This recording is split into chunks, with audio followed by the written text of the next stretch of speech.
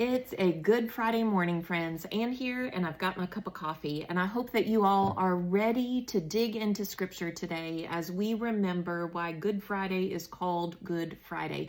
Today's reading is from Mark chapter 14, verses 43 all the way down to the end through chapter 15. Friends, there is so much to read here. There is so much to discover and rediscover for those of us who have been in this faith for a long time. I hope that you will make the time today to read through this whole passage. But the thing that I want to focus on is often something that I think we miss, or at least I usually miss in this story. And that is the story of Barabbas. So what I want to do is read from chapter 15, verses 6 through 15, and then let's talk about how Barabbas' story relates to our story. So here's what it says in verse 6. Now it was the custom at the festival to release a prisoner whom the people requested. A man named Barabbas was in prison with the insurrectionist who had committed murder in the uprising. The crowd came up and asked Pilate to do for them what he usually did. "Do you want me to release to you the king of the Jews?" asked Pilate. And when he was referring to the king of the Jews, he was referring to Jesus, who had at this point been sentenced and was being tried.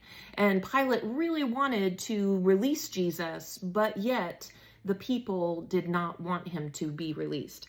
And he says this, knowing it was out of self-interest that the chief priests had handed Jesus over to him. Pilate knew that he wasn't guilty. He knew that this was a sham trial, but yet he didn't want to cause any kind of issues. But the chief priests stirred up the crowd to have Pilate release Barabbas instead. "What shall I do then with the one you call King of the Jews?" Pilate asked them. "Crucify him," they shouted. "Why? What crime has he committed?" asked Pilate.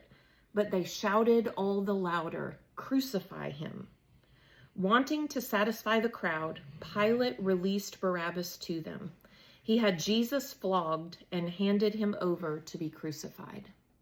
Friends, let's talk for a minute about Barabbas. Barabbas was a man, one of the insurrectionists, who was convicted and guilty of murder. Barabbas deserved to be crucified on the cross, according to Roman law. And so that was his future. That's where he was headed. He was guilty. He had been caught. He had been tried. And he deserved death on a cross.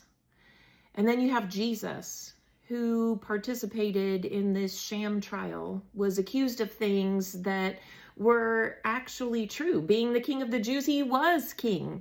Being the son of God, he was the son of God. None of those things were punishable by death according to Roman law. Jesus was innocent. Barabbas was guilty. Barabbas was freed and found life. And Jesus, who was innocent, was sentenced to death.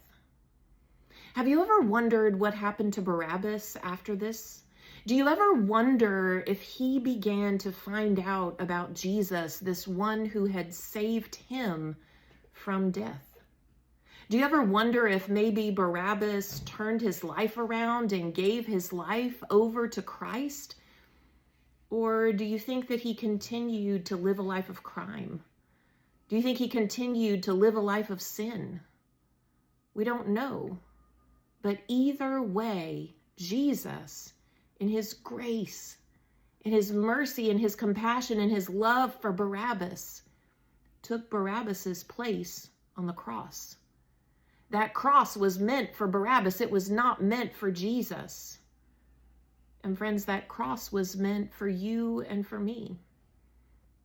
Because even though we may not be guilty of murder, we are certainly guilty of sin. We have done things for which sin has a punishment of death. We deserve death. And yet Jesus, in this one act of sacrificial love, took our place on the cross. The guilty man got life, and the innocent man got death.